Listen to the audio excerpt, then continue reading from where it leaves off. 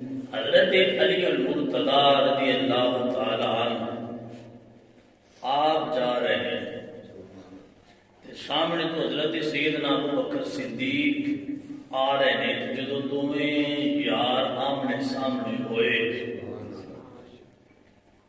تے حضرت ابو بکر صدیق رضی اللہ تعالی عنہ آپ علی کا چہرہ تھک کے تے مسکرائے یار نو ملے دل خوش ہو جاندے، چہرے تے خوشی دے آثار آ جاندے۔ آپ مسکرائے نے، حضرت علی فرماندے نے ابو بکر کی گل ہے، کیوں مسکرا رہے؟ حضرت ابو بکر صدیق فرماندے نے علی میرے مسکرانے کی وجہ یہ ہے میں آمینہ دے لال کو سنے جنت ہو جائے گا جنہوں علی جنت کا ٹکٹ عطا فرما گے۔ تیری میں تیری شان دیکھ کے سن کے مسکرا رہا ہوں کہ کیا کمال تیری عظمت ہے کہ جنت جان واسطے علی کو ٹکٹ لینا ضروری ہے۔ حضرت علی رضی اللہ تعالیٰ عنہ آپ بھی جب ابو بکر صدیق کو تکیا نہ تے آپ نے مسکرائے۔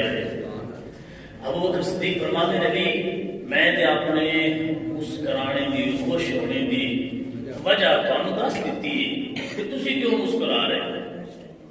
تواڈے بھی مسکران دی کوئی وجہ ہوے گی، تواڈے بھی خوش ہونے دا کوئی سبب ہوے گا، کیوں مسکرا رہے ہو؟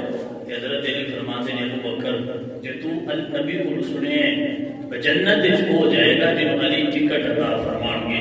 اے علی اے ابو بکر میں بھی مصطفیٰ کو سنے علی جنت کا ٹکٹ انہوں عطا فرمان گے جن کے اوپر صدیق اور لائی ہوئی۔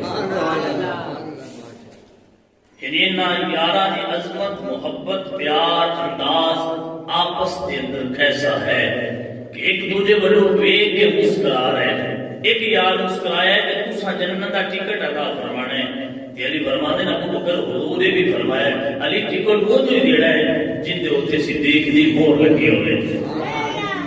اللہ اکبر، پتہ چلیا علی کو ٹکٹ حاصل کرنا بھی ضروری ہے اور ابو بکر صدیق دی مہر لگنا بھی ضروری ہے۔